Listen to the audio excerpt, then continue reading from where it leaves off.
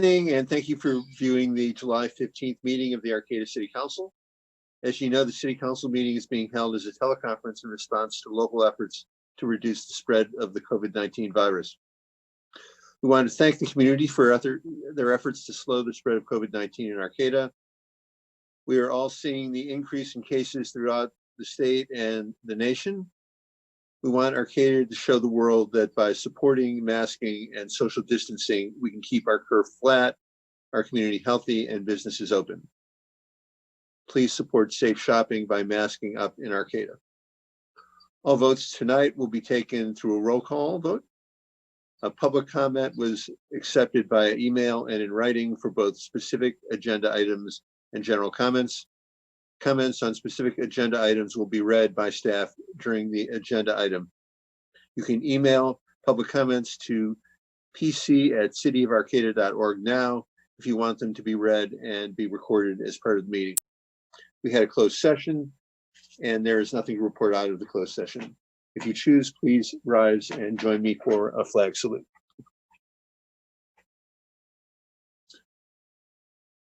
I pledge allegiance to the flag of the United States of America and to the republic for which it stands, one nation under God, indivisible, with liberty and justice for all.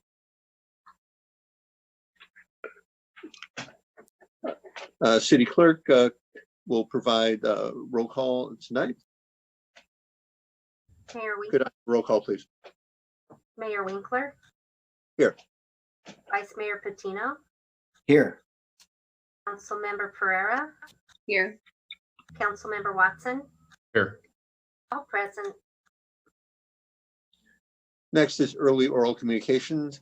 This 15-minute time period is provided for people to address the council on matters not on the agenda. At the conclusion of all oral communications, the council may respond to statements. Any request that requires council action will be set by the council for a future agenda or referred to staff. Do we have any early oral communication that was submitted for tonight's meeting? Yes, we do, Mayor. Just 1 second.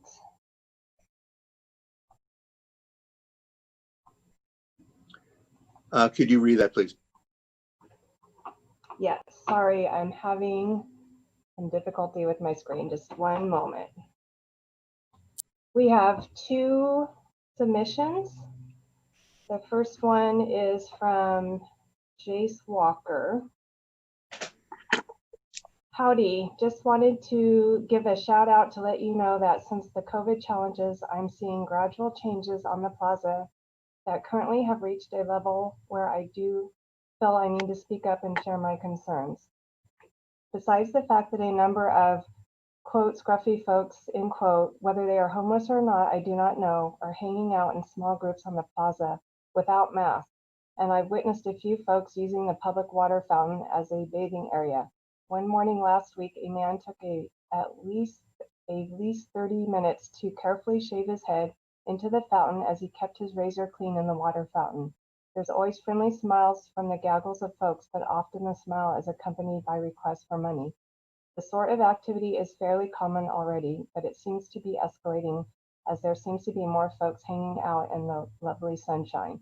There's been bikes and skateboards using the sidewalks at full speed, and once, while carrying a box, I was almost hit by a bike as I came around the corner on the sidewalk.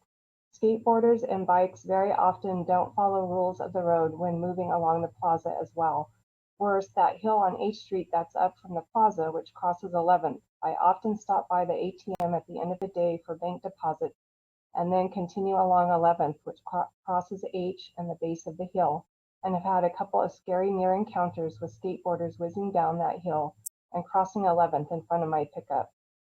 These bike and skateboard incidents usually happen near the close of the business day, and there's been more of them recently. Yes, it's summer and there's more folks out and about enjoying the long, cool evenings, but it's scary. I don't want to hurt anyone or see anyone get hurt. Also, there's a number of stores on H Street that have closed permanently and are empty, 3 to be exact.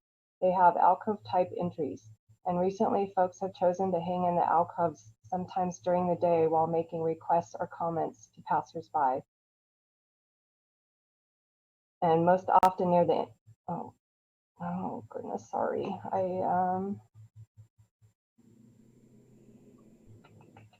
It's okay. Let me see. I stopped the timer, so let me find where.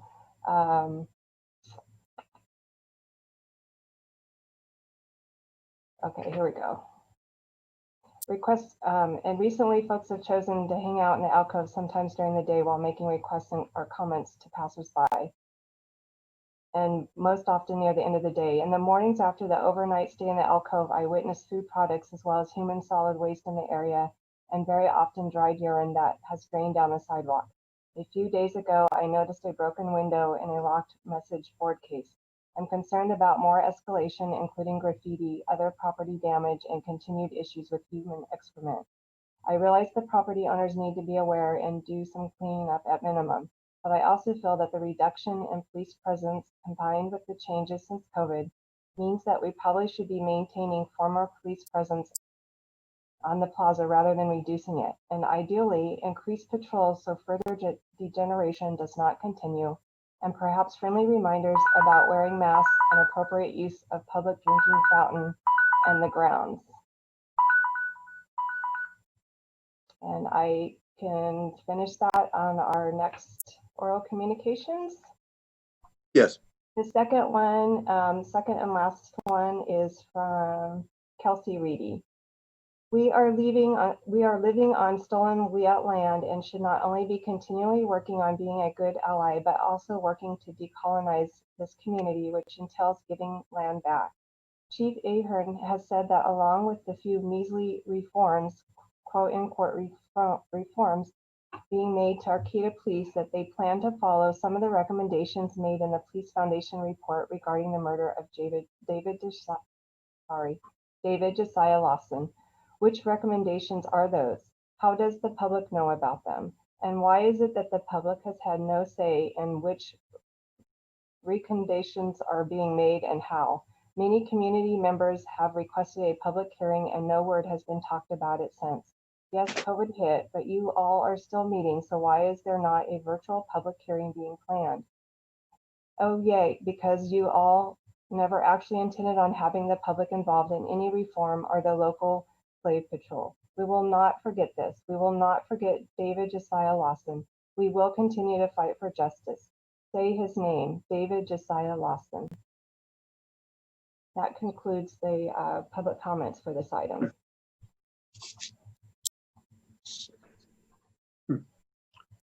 Next is consent calendar. All matters on the consent calendar are considered to be routine by the City Council and are enacted in one motion. There's no separate discussion of any of these items. If discussion is required, that item is removed from the consent calendar and considered separately. At the end of the reading of the consent calendar, council members or members of the public can request that an item be removed for separate discussion. A, approve the minutes of the City Council meeting of July 1st, 2020. B, bi-weekly report on general warrants. C, adopt urgency ordinance number 1534, an urgency ordinance of the City Council of the City of Arcata, extending ordinance number 1532 and 1533, temporary restrictions on the eviction of tenants due to non-payment of rent because of COVID-19. Waive reading of the text and consent to read by title only.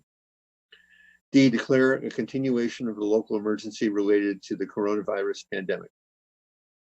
E, award bid for 2020 timber harvest, parent logging and log hauling to Diamond R Ranch in the amount of $195 per 1,000 board feet for logging, $40 per MBF for trucking to Arcata, California, $46 per MBF for trucking to Samoa, California, and $152 per MBF for trucking to Willits, California, and authorize the city manager to execute all applicable documents.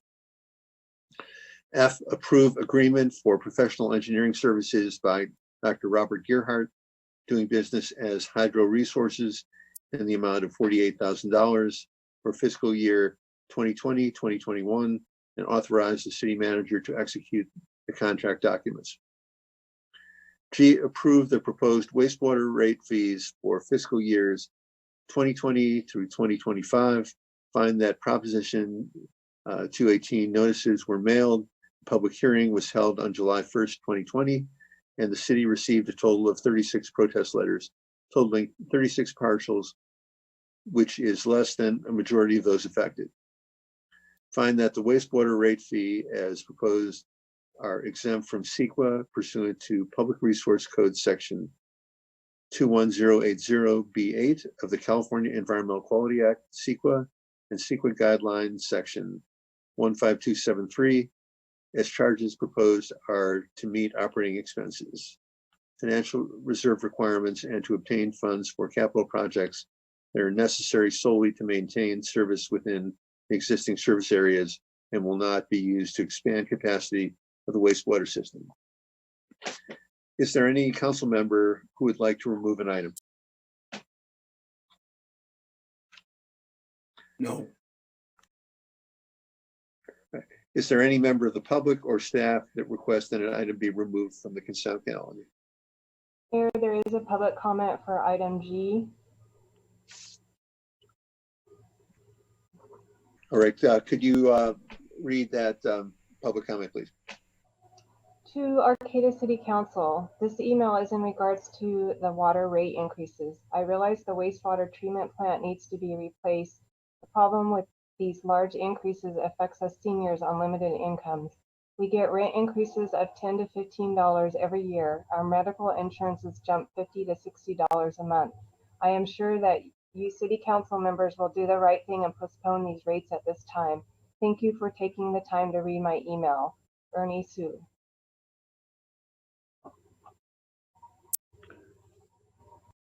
Karen, is it necessary to have a staff report because we introduced the public comment on this?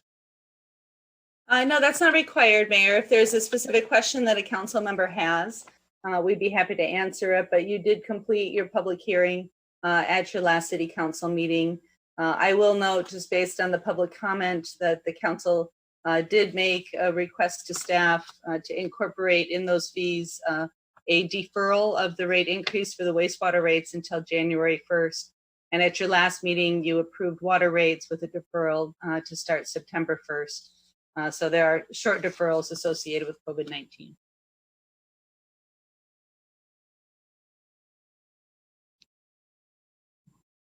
Right, so either we can have comments from council or I would entertain a motion. I'll move to approve the consent calendar. Second. We have a motion and a second on the consent calendar. I will do a roll call on Councilmember Watson.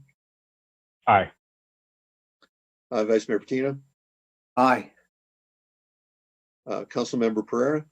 Aye. I vote aye.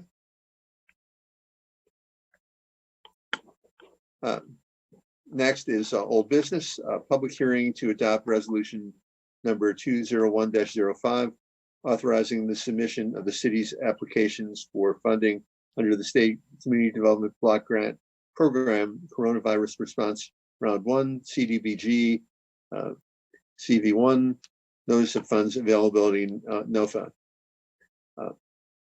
May I have a staff report from Deputy Director Darkley?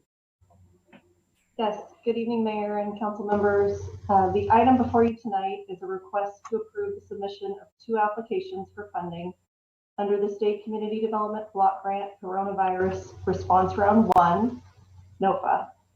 At the last public hearing on July 1st, staff brought forward several potential projects and programs for consideration. Council directed staff to move forward with 2 activities if funding was available. The 2 activities were funding for the Mobile Intervention and Services Team MIST program with a budget of $70,000, which would provide 2 MIST staff to assist APD 2 days per week for 12 months approximately. And the second project was the Arcata House Partnership Boyd Road Shelter Emergency Water and Sewer Connection with a budget of approximately $150,000. The city is eligible for $147,657 in CDBG CARES Act funds, but we can also commit program income funds for eligible activities if needed. The city currently has approximately $345,000 in program income that has not yet been committed to another project. The total cost of both activities, including administration for staff costs, would be $257,400. So staff is requesting that the council approve submission of 2 applications with a maximum allocation of $147,657 in CDBG CB1 funds, as well as commitment of $109,743 in program income to fund both eligible activities. And I can answer any questions that you have about these programs or projects.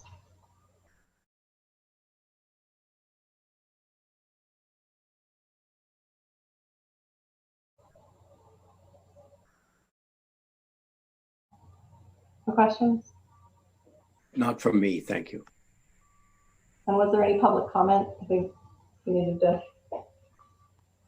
There were no public comments for this item.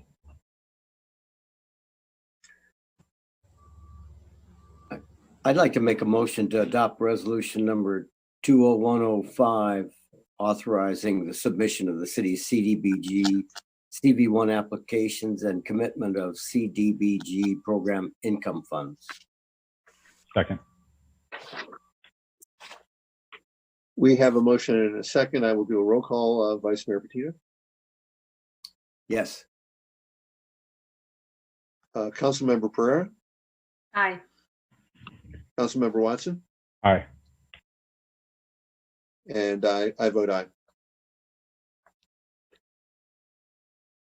Right. Next is item B, Arcata Police Department's update on police reforms. In response to the June 17th, 2020 Arcata Police Department discussion of Campaign Zero and police reform after the killing of George Floyd in Minneapolis, Minnesota, council requested a monthly update on the progress to institute reforms within the Arcata Police Department. May we have a staff report from Chief Ahern? Yes, sir. Good evening, Mayor Winkler and City Council members. My apologies for reporting out without any video capability. The audio on my phone seems to work much better than the audio on the computer. So as I'm getting that computer retooled, if you'll forgive me, I'll report out without audio tonight. And Mayor Winkler, I just want to make sure you can hear me okay. Yes, I can hear you okay. And can the other council members hear Chief Ahern? Okay.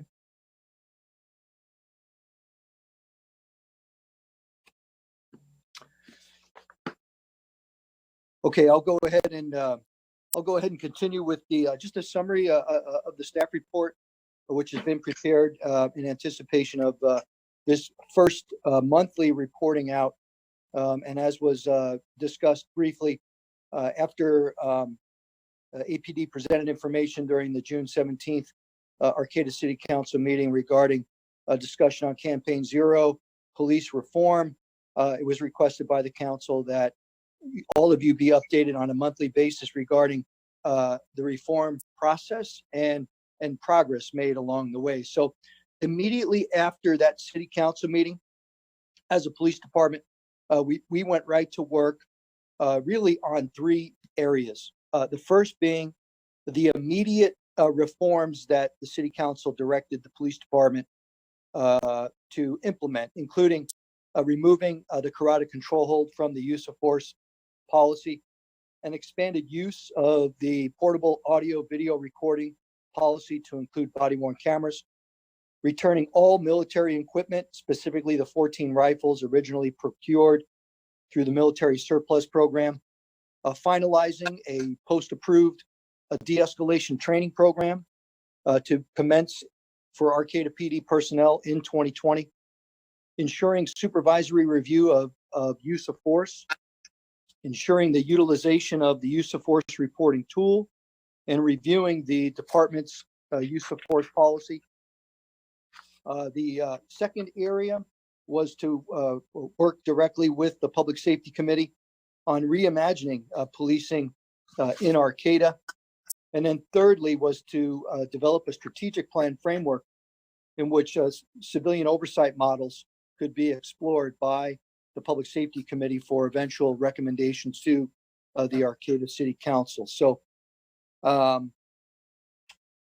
in addition, the council requested that the Public Safety Committee consider being really a hub for information collection, analysis, and recommendations for many other tasks, including actually reviewing revisions to APD policies, including use of force and body-worn cameras, reviewing Campaign Zero and providing the City Council recommendations for implementation, utilizing community surveys and other tools to gather community sentiment on the delivery of police services here in Arcata, determining and making recommendations to the council on how to reinvest dollars in the APD budget, to look for and develop plans to redirect funds to maybe implement some social worker components into APD, and then again to examine those civilian oversight models. So the Public Safety Committee did meet on June 24th. It was our first meeting since February. We met via Zoom, and the committee members were humbled that you asked them to take on this very important role here for the city of Arcata, and enthusiastically agreed to get right to work. So I'd like to then just really quickly go through where we're at in terms of these initial reforms that you requested be implemented. The use of force policy, a draft revision has been written. It's pending review by the Public Safety Committee. Among the changes were the removal of the carotid control hold. Regarding the expanding the use of our portable audio video recorders to include body-worn cameras, a draft policy revision has been prepared and it's pending review by the Public Safety Committee. Amongst the changes in that policy were changing many shoulds to shalls. Among them is the wearing of a BWC in a conspicuous manner. If an officer were to deactivate their body-worn camera, is to document the reasons why. To activate the BWC during all enforcement and investigative contacts. And to make sure that the BWC remains continuously on while the threshold is met for activation of the body-worn camera. There are several other revisions in the policy, including if even the threshold is imminent for activation of the camera, what I'm directing the officers to do is go ahead and activate the camera. Don't wait till the threshold is actually met. But if it's imminent, if you're anticipating it's going to be there, go ahead and get that camera going. And then to also, use that BWC footage for training purposes, to give the sergeants the permission to use that as a training tool, to reinforce, what the expectations are and what the policies are as well. Shifting over to the returning of the 14 rifles through the military surplus program, we are working directly with the California Office of Emergency Services. They do manage the LISO program, the Law Enforcement Support Office program. They are aware of our request to return the rifles. They are they're going to take them back, but due to COVID-19, they have suspended the process they utilize for the return of any equipment under the LISO program. And that suspension is in place until at least August. Now, that was prior to this most recent restriction in terms of activity here in the state of California. So the suspension of the program may extend beyond August. However, the rifles remain stored. They're not in use and they won't be used. And as soon as Cal OES is able to lift the suspension on the process to return the equipment, we'll move forward with that process. Regarding finalizing a post-approved de-escalation training program, we actually met with Post yesterday. Post was here in Humboldt County. We had a meeting with them to talk about a number of topics on the training front. Post has already provided us with lesson plans that other agencies are utilizing and providing us guidance on how to take those lesson plans and revise them so that they can reflect what the needs are here in Arcata. But we've got a tremendous amount of support from Post. We have a employee identified who is going to be our lead use of force expert, and they are in the process of putting together this training curriculum. Regarding the supervisory use of force review and the use of force reporting tool, we had a staff meeting on July 1st of 2020 in which we rolled out the protocol where the expectation is what the sergeant's role is in reviewing use of force. And included in that is very specific requirements when the sergeant must review use of force. And most notably, the previous policy did not require that the sergeant respond to the scene. There was because the sergeants may have multiple priorities that they're responding to, throughout a shift. But the requirement to actually conduct a thorough review of the application of force is a mandate, whether the sergeant is able to get to the scene or not. And in the previous iteration of the policy, it was just unclear as to whether or not, if the sergeant couldn't get there, what their role would be in the review of that use of force. Now, there are, what I'd like to do also is just provide an update real quick on a number of other initiatives that we're moving forward on. These are all really under the umbrella of reform.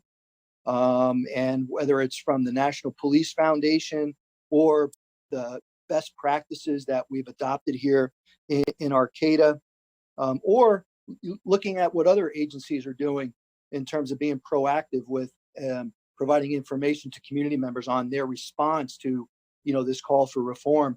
The internship program for Humboldt State University and College of the Redwoods is in its final stages of implementation.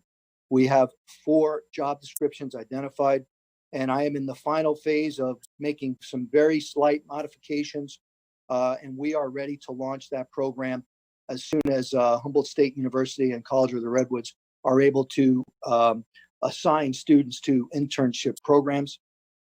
We've also started the process of documenting our everyday procedures into a standard operating procedure manual. We're doing that for the patrol division, for the investigations division, and for dispatch. And it's really an opportunity for us to memorialize the policies and the protocols that we utilize on an everyday basis that we just haven't taken the time to actually write down and to create a binder for people to go to as a reference tool. So on the patrol side, we have 11 draft standard operating procedures written, and we're moving forward on the investigations and the dispatch side as well. And then lastly, I'd just like to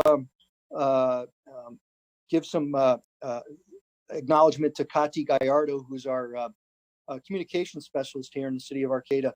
The city manager asked Kati and myself if we could look at perhaps putting information on the website in terms of what we have done in the last year and a half as a police department in response to this call for action, this call for change, which has really been elevated since the murder of George Floyd. So Kati worked very hard to identify in great detail all of the revisions that we've made and what we're doing, at the direction of all of you as a city council moving forward. So that information has been posted on our website, and it's another tool for community members or anyone who has an interest in our response and what it is we're doing to be that best practices police department. It's there on our website. And finally, I will conclude with the Public Safety Committee. Their next meeting is next Wednesday, a week from today. And we are moving forward with the direction that all of you have provided as a council, including a discussion next week on the Campaign Zero platform, as well as starting to formulate recommendations to the council.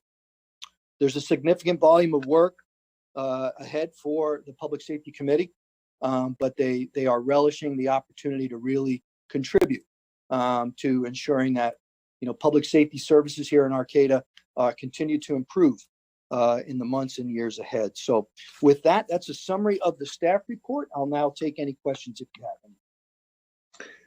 All right, Council Member Watson, do you have any questions or comments?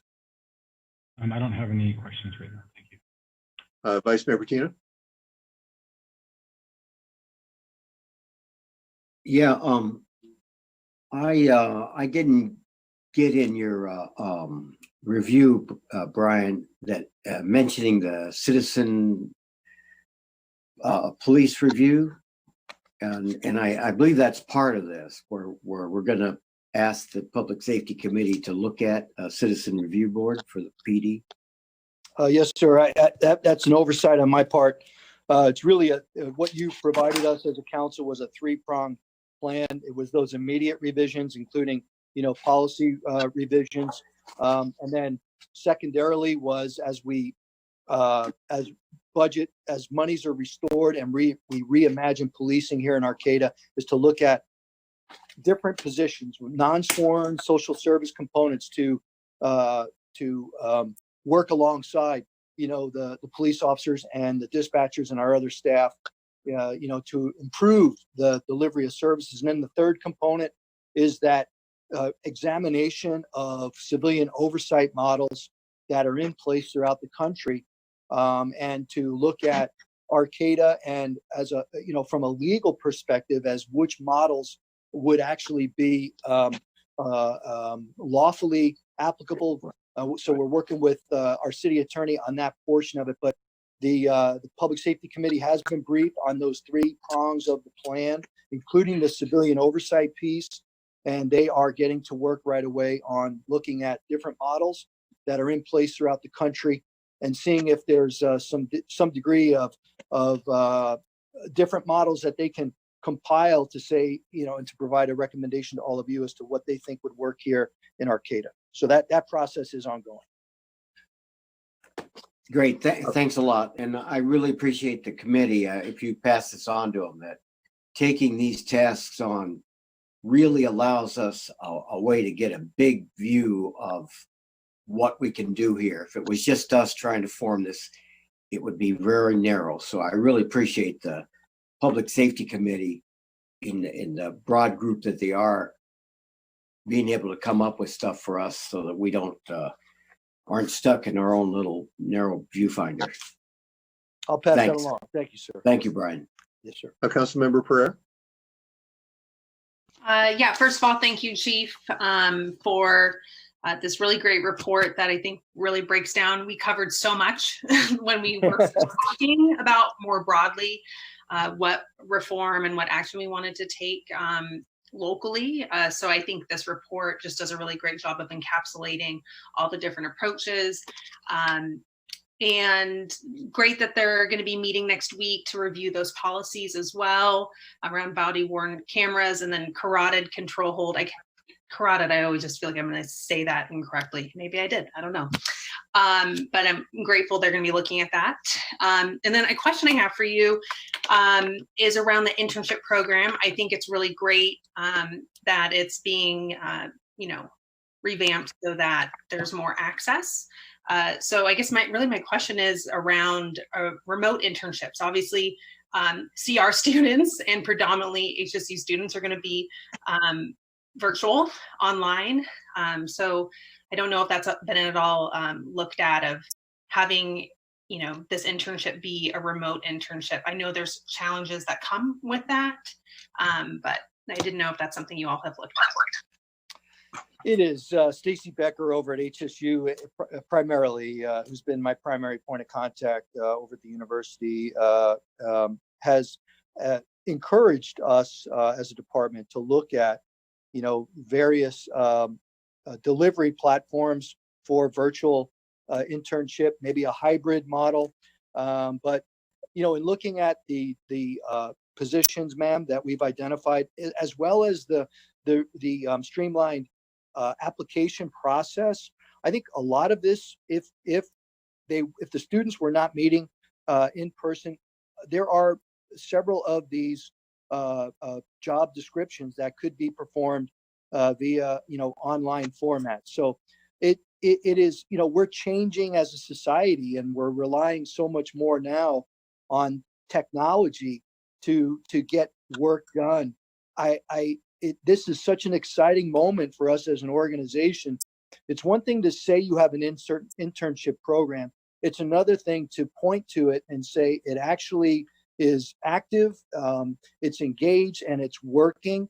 And we're at that point now where if now's the time would be to make sure that we could actually transition it to a virtual model as well, so that we could accommodate both the virtual, online student and the student, attending in person. So I think it's definitely doable.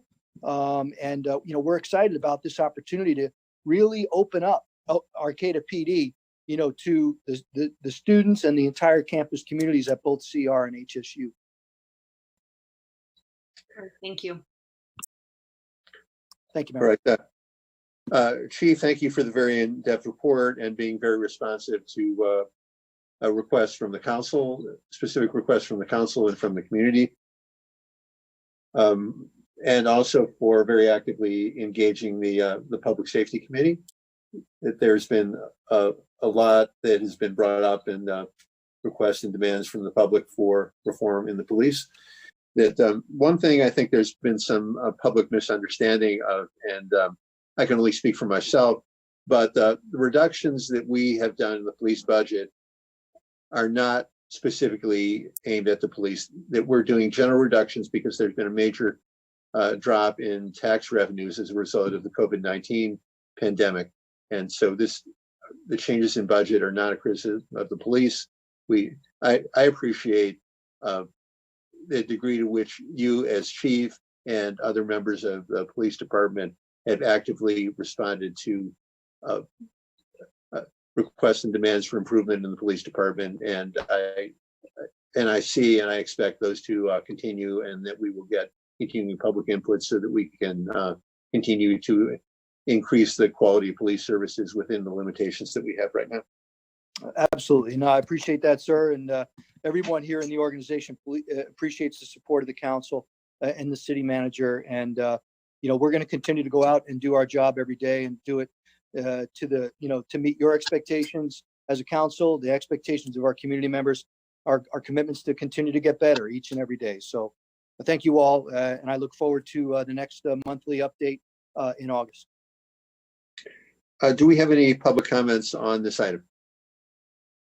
Yes, we do. We have 4 public comments.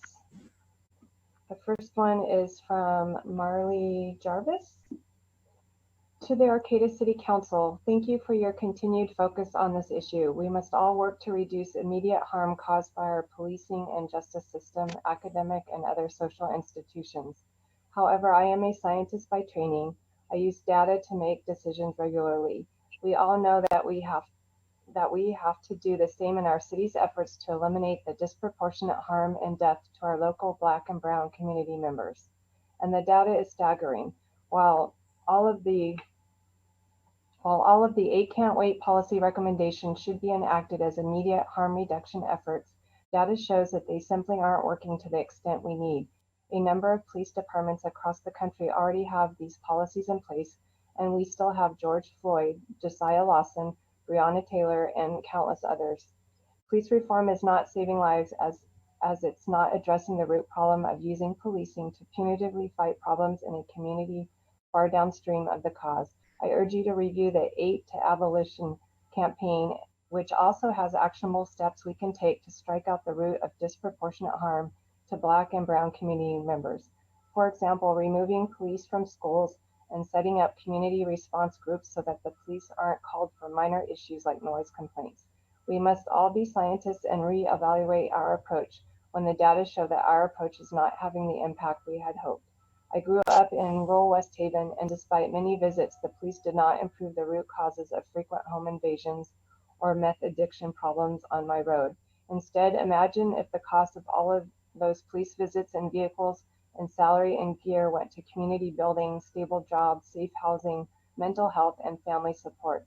Defunding police can be a transformative act of reparations and community building. Arcata has led the way in many environmental efforts in the past. Let's lead the way now to what an equitable and just community can look like.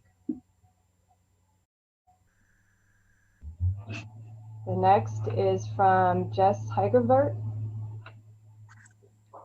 To the Arcata City Council, my name is Jess Heigevert and I am a guest on Occupied We Out Land. I have tuned into the City Council's conversation over the last couple of months around police reform and public safety. I'm disappointed with the lackluster response, the can't-do attitude, and the police chief's congratulatory words of, "As far as 8 can't wait, we're there." Arcata, we are not. Handing over rifles never used and banning a chokehold never trained on is not progress, and it is not reform. It is the bare minimum applied to a systemic crisis we face as a city and as a nation. Where is the community oversight of our police force? Where are the independent investigations? Where's the devotion to ending policing for profit? Just because APD doesn't have ticket quotes doesn't make them exempt. Like every law enforcement agency, APD participates in the for-profit prison industry. As far as broken window policing, Chief Ahern says he'll only go as far as the community wants him to go. Arcata, we need to really investigate the calls APD are asked to handle, such as homeless folks in the community forest or on the plaza. How about instead of being offended that there are people you don't want to see in the forest, start getting outraged that there are people living without shelter, without health services, without a safety net. There is nothing progressive about punitive measures against our vulnerable populations here. I appreciate the council members who understand the urgency of these issues. I urge you all to look at Arcata's reputation of being a progressive city and truly investigate it. From Arcata property taxes funding genocide in 1858 to a drawn-out fight over whether or not to remove a racist statue in our city center, to the appalling mishandling of David Josiah Lawson's murder, to all of the unwritten acts of hate, aggression, and violence against people of color here, we have multitudes of examples of problematic Arcata. Police reform does not scratch the surface of the violent culture upheld by white supremacy, not here in Arcata, not here in Humboldt. I urge the City Council to follow your community's lead when we advocate for more than basic reform, when we ask you to take up the 8 to Abolition campaign. I urge the City Council to make this conversation accessible to all of our community. I urge the City Council to divest the Public Safety Committee from APD and include community liaisons who can reach out to our over-policed populations here. If you do not have the courage to take Arcata into a more equitable future, if you are not inspired to dismantle the structure of white supremacy that is built into every system of governance and justice in our county, step down. There is no time to dally. This is the time to act. Do not be satisfied with the status quo, because the status quo is killing people. Thank you for your time.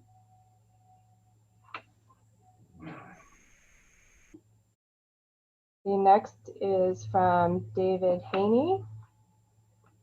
I think it is tone deaf for Arcata City Council to be relying on Arcata Police Department for an update on the progress of police reforms instead of another group like the local chapter of the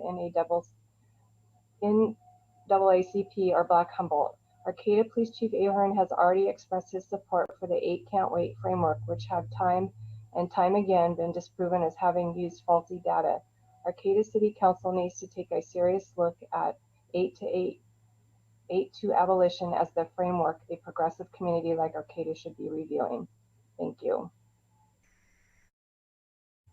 The next is from Carolyn Raleigh Halsing. I live in Arcata, occupied We Outlands. I am grateful there is a desire to reimagine policing in Arcata and redistribute funds to more mental health and housing support for our community.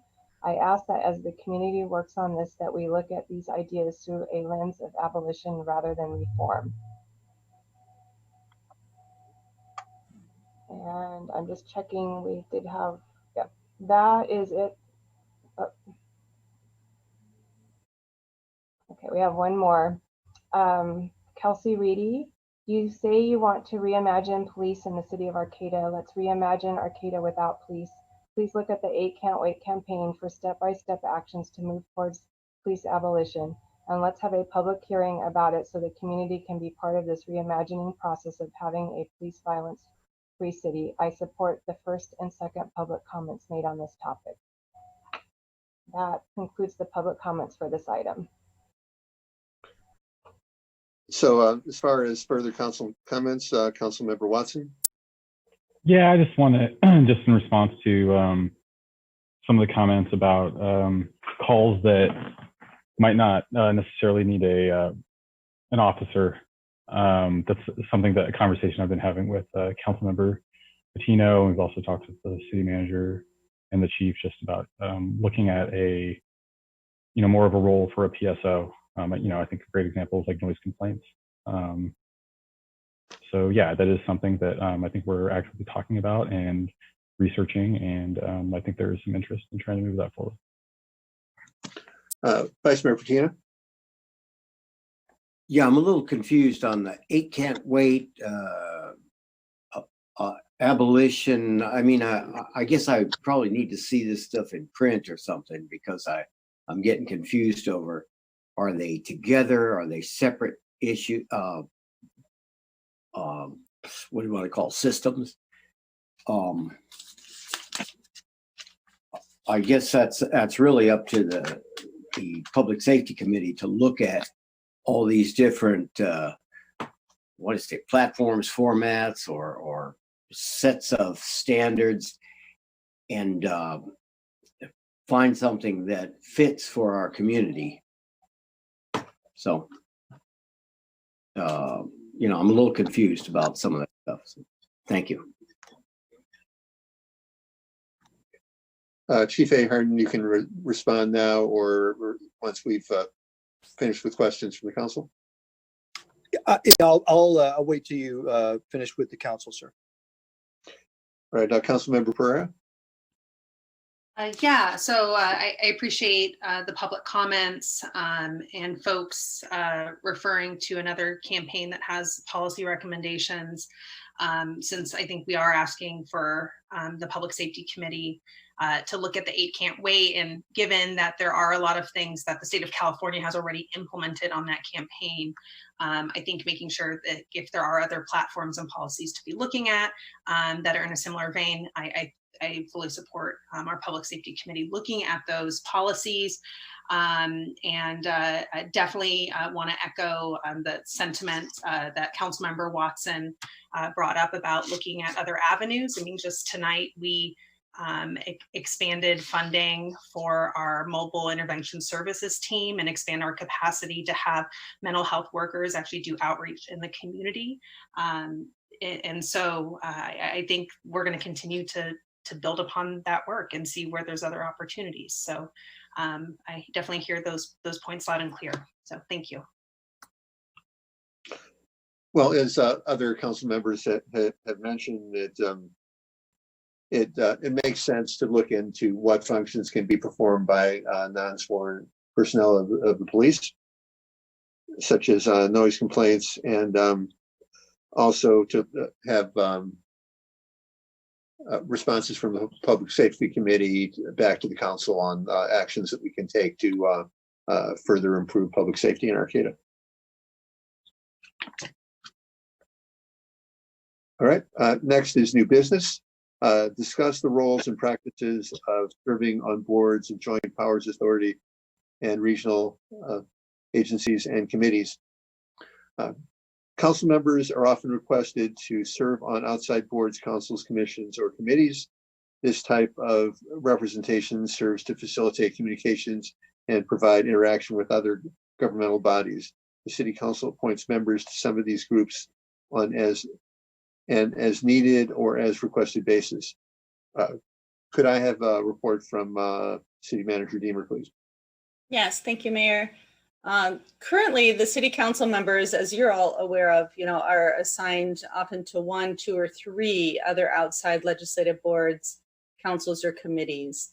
So in your staff report, we broke them out into sort of 2 categories. One is the Joint Powers Authority, and so those include Humboldt Transit, Humboldt County Association of Governments, Humboldt Waste Management Authority, Redwood Coast Energy Authority, and the Redwood Region Economic Development Commission, and Humboldt Del Norte Hazard Materials Response Team. Then you also, so each, we assign basically a member of the City Council to that board of directors that then provides oversight for those joint power authorities. There are also several regional boards and committees, such as the Humboldt Bay Municipal Water District Water Quality Task Force, the Indian Gaming Local Community Benefit Committee, and then the League of California Cities, both the legislative and the business committees. So tonight's discussion was at the request of Councilmember Watson, just to sort of review the different maybe types of boards and then the decisions that the council makes, and really just to talk through the process for that on the Arcata City Council. So I did outline the protocol that's in our protocol manual around this, which was, pretty minor. And are certainly here to answer questions. City Attorney Nancy Diamond is also available to answer questions regarding this as well. Councilmember Watson, since you initiated this, I just want to give you the first opportunity to discuss your thinking on this item. Thanks. Yeah, I know right now the way it's set up is we each can basically go to our respective assignments, liaisons, and anything that we have a voting ability on. And just, I think to be blunt, we can just vote however we want or vote our own conscience. And I think there's a lot of it, like, I'll just use the Redwood Region Economic Development Commission as an example. Most things that come to us don't really affect our constituents in Arcata, our residents. But I know that some of these joint power authorities and other bodies that we have a vote on, they can have decisions that come before their boards that can have an impact, I think, on all of our residents. And so I guess it was something that has always been curious to me, or I had always been curious about, is how that's set up. And is there, I guess my question to the council is there almost like a threshold, I guess, where are there certain levels of decisions that, moving forward, we would like to have more input on as a council? Or if we feel, like the system has been in place for as long as it has, it's working, everyone's happy with it. And, me personally, I think if the opportunity is there, I would like the council to be able to weigh in on things that can affect all of our residents.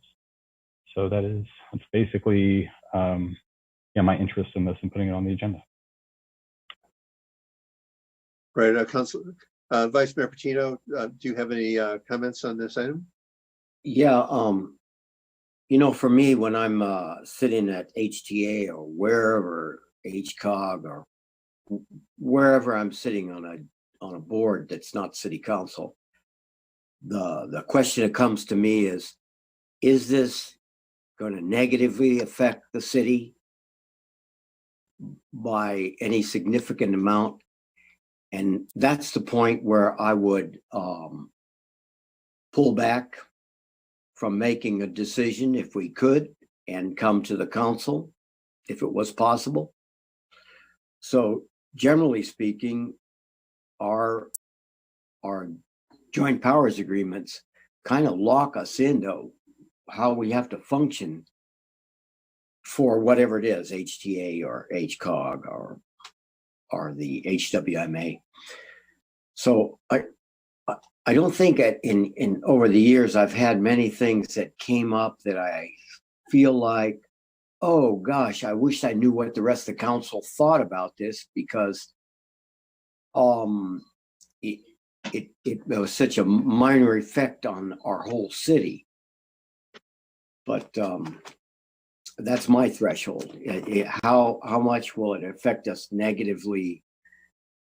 And does it look fair and equal for the board that I'm on applying this to all the other entities? I don't know if that helps anyway. Yeah, and just one more thing I want to add, just another example too.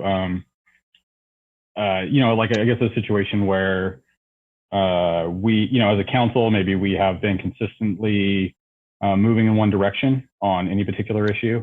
And then, maybe a board member, that's been in the minority on the vote, or just has a different feeling, goes to their respective board and votes the opposite way, because they are entitled to do that under our current agreement. So I don't know, maybe if it was just, adding language or to the protocol manual, or, moving forward, as we renew JPA agreements, just take another look at it. But yeah.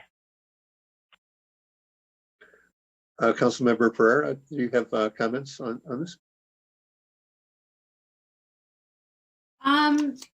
I don't have much to say at this point. I mean, I think,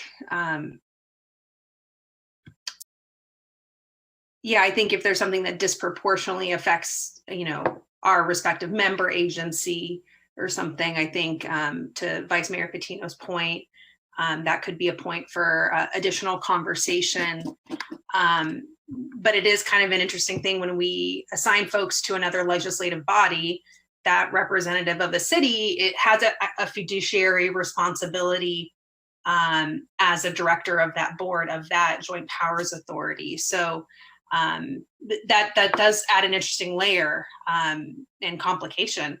But I do think that in the scenario that that you just presented, Councilmember Watson, if someone were to vote in a way that the council had, made a very clear position, and a council member in their role on that board made something that was counter to that, then I think it's absolutely within our right as a council to have a discussion and evaluate assignments if we really feel that it's egregious to that level. But I also recognize that there's going to be scenarios where they're working with different information at the point where the final decision is coming before them.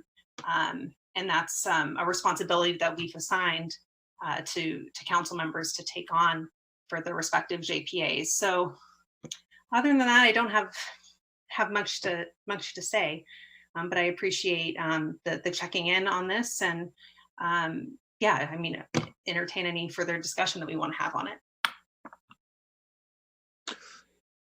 What I found is the most contentious liaison assignment that I've had was when I was on the HWMA board, because some of the decisions made on the HWMA board can have a substantial impact on the ratepayers in Arcata. And the other complication is if decisions are being made in closed session on a JPA, then that member of a representative to that JPA cannot disclose what was discussed in the closed session. And so that is an additional complication. But I think to the extent that we can encourage it, as Vice Mayor Patino said, it would be responsible for each of us on a JPA, if there is a question and there is time to, if it's something that is not being acted on immediately, it would be responsible for each of us to bring that back to the council and get feedback from the council on what the position is of the council as a whole, when we can. I mean, in very rare occasions, I think that there's something where somebody feels that there's a important ethical issue involved, and that out of conscience they need to take a certain position. And as Councilmember Pereira mentioned, that the council still retains the authority to, if the council as a whole feels that the person who has that assignment is not representing the council, that the council has the option to appoint another member of the council to that position.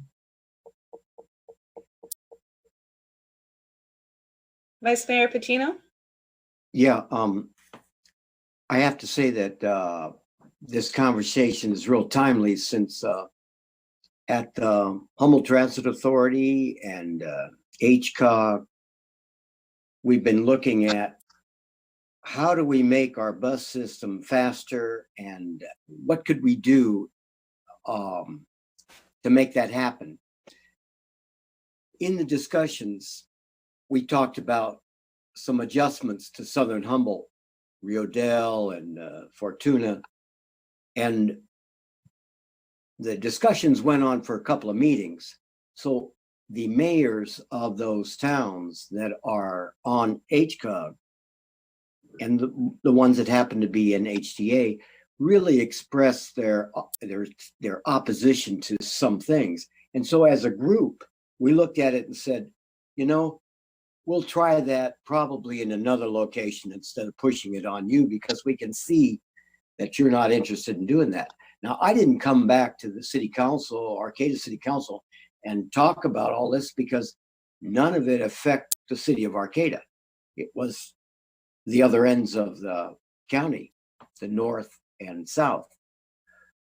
Had they been talking about making significant changes in Arcata of any sort, I definitely would have brought back that discussion and talked about where I felt like we should be or get direction from y'all.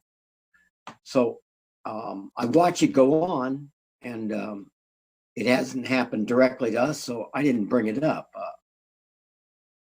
But in my position on HTA and then HTA's rep on HCOG, I get to look at this stuff and I see, yeah, you know, something like this where they might say, hey, guess what?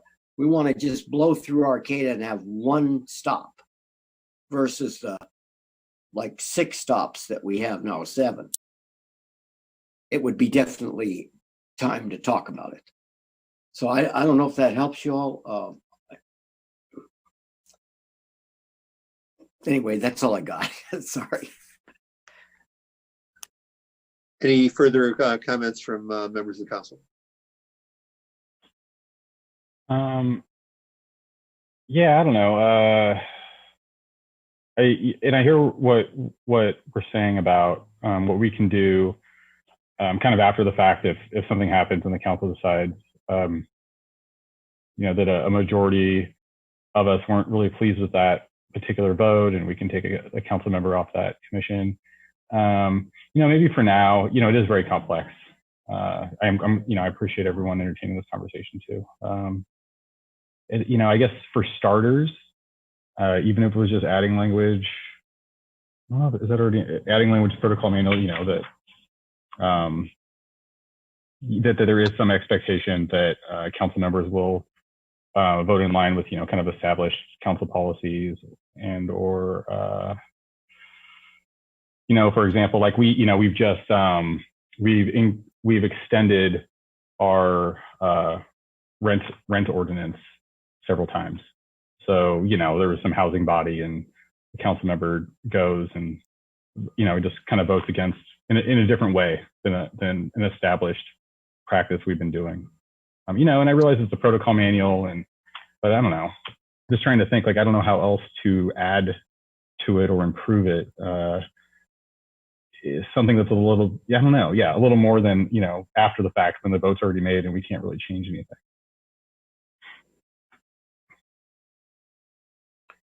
Yeah, I don't know if, Brad, I don't know if a better reporting mechanism,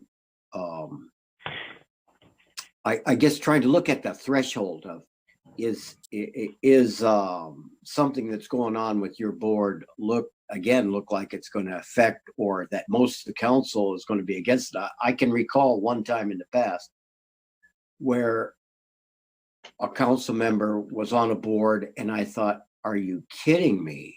There's no reason that you would vote that way. And the only reason I knew it was because I was sitting there in the meeting coming from HTA. And I thought, oh, wow. I didn't like that, but it's rare. And I think maybe myself included, reporting back when there's like any kind of a major thing that we should be looking at. Maybe a better report out to the council. Although most of the time it's after the fact, like you say. But somehow to make, you know, sometimes when you sit through a meeting, like at HTA, you sit through a meeting, you're in there an hour or so trying to figure out things. You don't know really, how can I bring this back and encapsulate it to the council without them needing to go through that whole hour of explanation that we just did at that meeting? How can I allay your fears or somebody's question about something in a concise way? Because when we give our staff reports at the end, you know, it's like most of the time I just want to get out of there. I don't want to be telling you a whole story. And I guess in some ways that involves trust, that you know that I, Sophia, yourself, Michael, are all making the best decisions that we can. And if it feels off as far as the general feeling of our council, that we will try to put the brakes on it before we vote on it, or at least bring back to the council, look at this came up. It doesn't look so good for us. Let's keep a look at it. You know, let's look back on it again. I don't know. Yeah, I've been no. zooming all day, so all I've changed is my clothes. And I think, you know, it doesn't really, well, I definitely don't want to take up any staff time or resources with this, especially where it is right now, because it just sounds like we all agree that it's complex. And so I will look at other, you know, try to take a look at other cities. Maybe there's another model. Maybe there's something else we can consider. And I'll contact our league, California Cities representative, and you know, just do a little bit of footwork on it. And you know, Brett, thanks for the conversation. Brett, for me, I would like to like convict myself a little bit and say, okay, let me make sure that I can bring back something after every, especially HTA. After HTA meeting, I can bring back just like a one sentence thing. Here's what we did and here's where we're going, so that there isn't. Yeah. You don't hear it from the community, and you didn't hear it from me. Right. And I know it's tough, especially when we have really long meetings, and then when you get to the end to report out, you know, I think it's natural to you want to condense things. You know, we've already been there for 6 hours or something. So yeah, maybe it's in those instances, if we just, type up some highlights or something. And so the rest of the council can kind of get that. Yeah.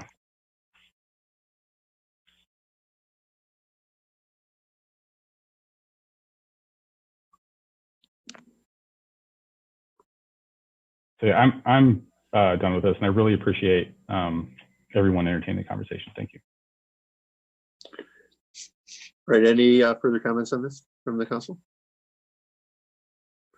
All right, we will move on. Next is item 11, oral written communications. Is there any remaining public comment on this meeting? Yes, we have 3 comments for this item. The first one is first initial A, Albert. Greetings, I'm writing to amplify the need for more BIPOC representatives within Arcata City Council and Public Safety Committee. It is imperative that these forums include the perspectives of our marginalized community members. Creating greater accessibility to these forums is crucial for well-rounded participation. Please consider how to be more inclusive in these meetings and take into account those who have conflicting work schedules or no internet access. The next one is from Kevin Ross. We are on WeOut land. More money should be allocated from police to reduce the water rate increase.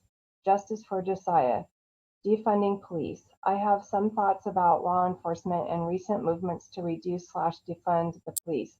I think there is a severe racism issue in this community in all of our institutions. I have personally experienced racism in every institution that I have interacted with: education, business, law enforcement, healthcare. There's no exaggeration, all of them. It's concerning that there is little accountability for the Josiah Lawson investigation, and that has caused a lot of distrust in the community towards law enforcement. Chief Ahern is making far more efforts than previous police chiefs, and I'll acknowledge that. However, I think there are still tons of things that can be done better. Most notably, I don't think there is nearly enough diversity in these discussions surrounding public safety in Arcata, and the voices going unheard are the ones most impacted by systemic issues. The last one is from Carolyn Raleigh Halsing. I would like it to be known that many people, actually most of the 33+ people at the last Public Safety Committee, are not in support of Campaign Zero, as it holds the status quo. Many urge the Public Safety Committee to look into the Aid to Abolition campaign. Also, many people expressed the desire for more social and mental outreach programs that are not attached to the police, that do not work alongside the police. I am very appreciative of the council, the Public Safety Committee, the APD, and the community for continuing this discussion. And that concludes the public comments for this item. Right. Next is council and staff reports. So starting with Councilmember Watson. I've just been attending a lot of webinars and doing a lot of research on economic recovery, reimagination, reinvention, a lot of League of California Cities webinars. And also we have our next economic recovery collaborative meeting on Friday. So I know there are some members of the committee that have some new ideas. So I'm excited about that coming up. Attended a homelessness services committee meeting today with Vice Mayor Bettino. And actually last night I did a ride along with our police department and with Officer McKenzie. And, I was just really impressed. I interacted with a lot of, at least 4 or 5 officers that evening. And everyone, the brief conversations I had, they just seemed really cognizant of current events. And, I just felt like with all their interactions, they exhibited a lot of compassion and patience with everyone that they made contact with. And, I feel like that our officers, right now have a really good understanding of the desires of our community. So, really grateful for that. And also the Alzheimer's Walk is coming up, I believe, in October. So this year, because of COVID, they are talking about just kind of everybody just doing their own thing. And so I've, kind of pitched to the group, and they like it so far. If we can do it, following all the guidelines, is maybe each city kind of does their own little mini walk. And just for example, like something I was kind of imagining is, if the Alzheimer's, if we did, the Alzheimer's group that did one in Arcata, and, we could come up with a route and space people out, maybe 5 minutes apart, really try to keep everybody safe. And, just to try to get more participation that way. I think that's pretty much it. Councilmember Pereira. A couple things. Finalizing for Measure B, the signatories. So I know, Bridget, you should have gotten a few of the signatories that have agreed to sign on in support of expanding the cap on affordable housing projects in Arcata, which is great. So the deadline is this Friday for all of that. So I'm nudging people to try and get those, the rest of them to you, Bridget. Let's see. So for Humboldt Waste Management Authority last week, we had a really extensive conversation about the CRV buyback at HWMA at the transfer station in Eureka.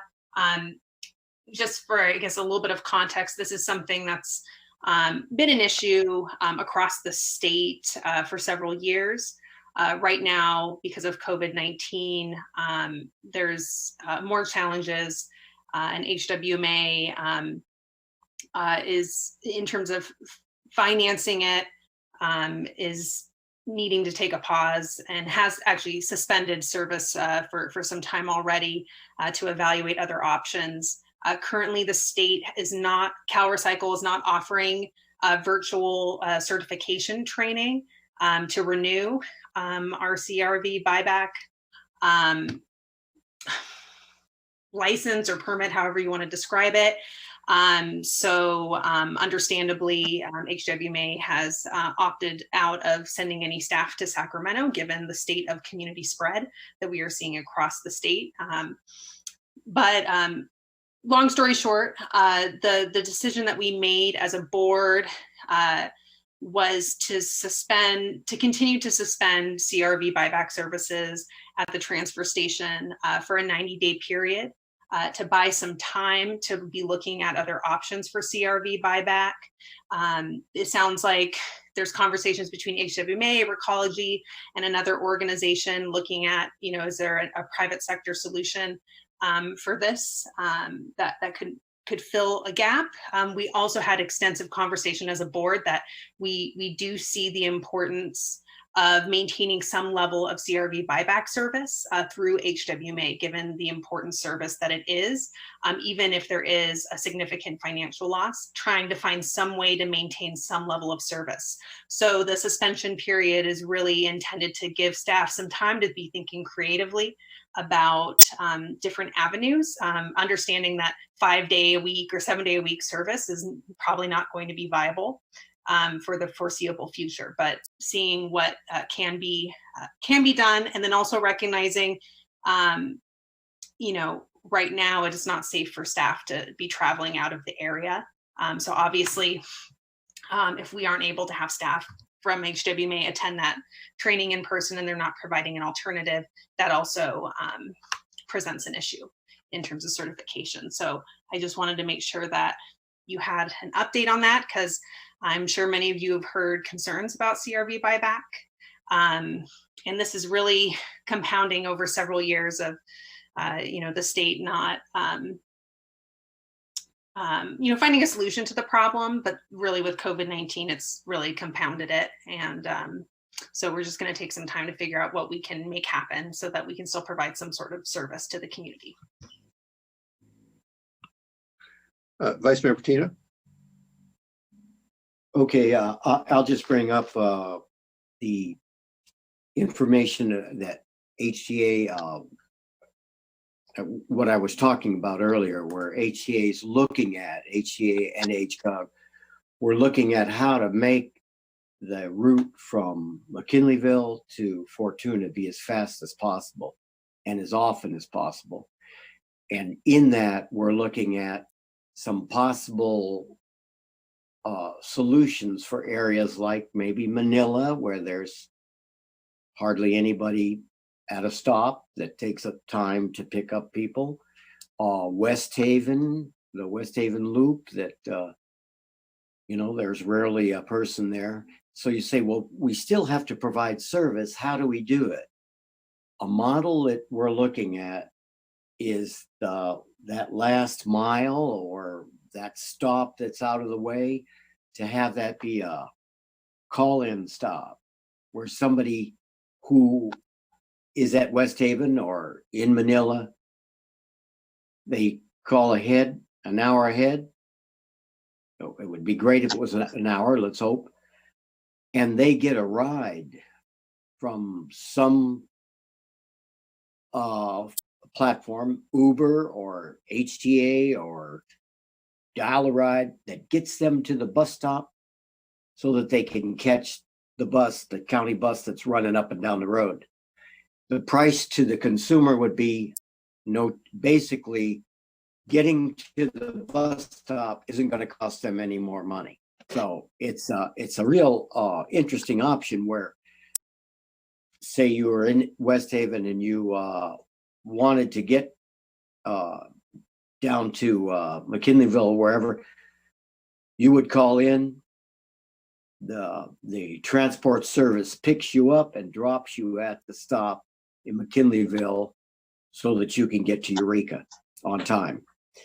And it's something we're exploring at HTA and trying to figure out, can we do this? We tried something on Old Arcata Road for the population that lives out Indianola and Three Corners and all that. And it basically giving them Dial-A-Ride, and it just hasn't produced anything. So there are questions of whether you set up a system like this and then nobody uses it. So we have to find something that's going to be useful and a good location to try it. And I'll let you know when we get close to that. I did the League of California's conference, virtual, for like 3-4 days. And the turnout is surprisingly small, but in that, the good thing about it being small is you got to be real personal with the people that were there. So I had some good interconnections. And now talking about virtual conferences, LAFCO, who usually has a conference every year that commissioners can get funded to go to through LAFCO, we're trying to decide, give our input to the state whether we're even going to do any virtual training. So that's up there. I'm not sure yet. Sophia, when you were talking, did you need me to write something on that ballot measure? I didn't get who you were asking for. Oh, no. So the council's not signing on to the measure. It's community members and organizations. Okay, signing on. thank you. Yeah. Yeah, that's what I Oh, understood. great. And then I thought maybe I missed it and you're waiting for me to write something. because Yeah, no, you it was did not a me passive while. aggressive. Yeah, no, that's okay. nudge. I just need time to get it in correct English so somebody would look at it. Thank Yeah. One thing that's come up for me, and I want to bring it up to the council, and it's part of what came up out of the League of California Cities conference, is the necessity for general law cities, especially small ones, to address the possibility of being required to redistrict, because the rules have changed dramatically. And sorry, I don't have the notes right in front of me, but over time, since 2006, the rules have gotten much tighter. First, we had the Fed rules in 2006, and now we have state strict guidelines for requiring redistricting. And there are a lot of them, and it looks like virtually anybody who's willing to go through the process could ask for us to redistrict for a variety of reasons. And what does that mean to us? Well, I mean, it seems like it's not a big deal, except for when you say, well, where would you draw those district lines? And how could they be drawn? And how big of a study group do you need, and a consultant and all that? And my real concern, the reason I'm bringing this to council, is if it comes to us and it's pushed on us, the timelines are very tight. And so you have to spend a bunch of money to meet them.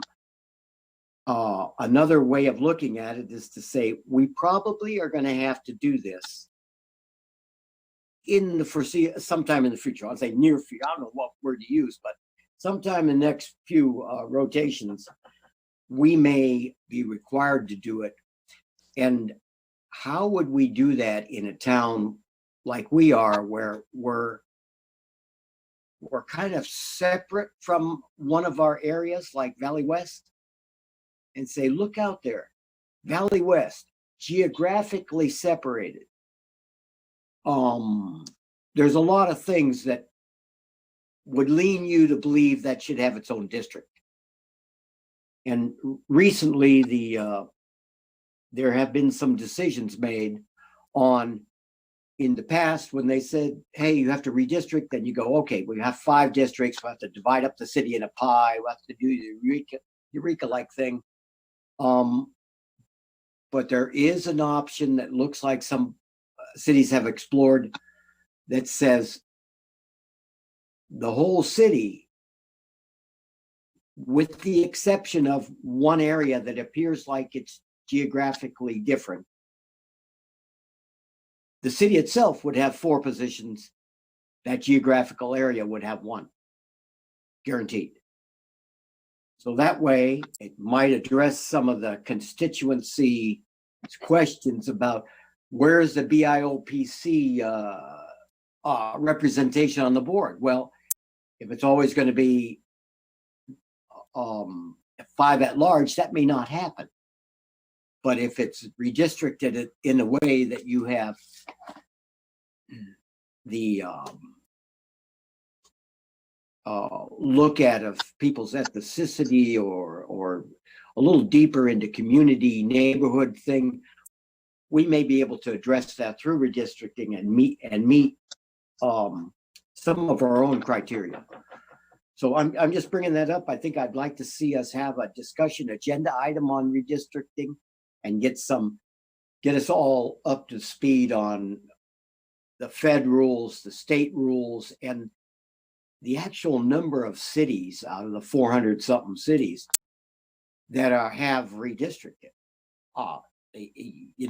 Around 2000 or so, it was 20 or 30 cities.